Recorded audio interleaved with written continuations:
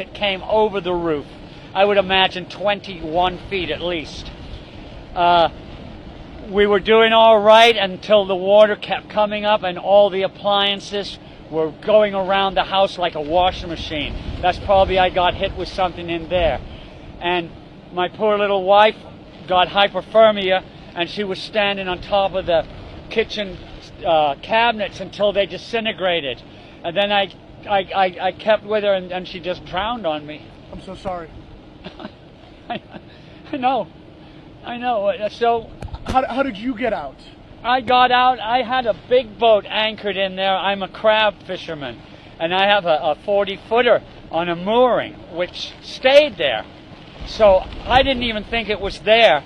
So I had got out of the house after my wife drowned, and because you couldn't be in there anymore. And I had no tools to chop a hole in the roof, in the ceiling. So I swam. I saw my boat was still there, and I swam. I took a chance and swam out to it.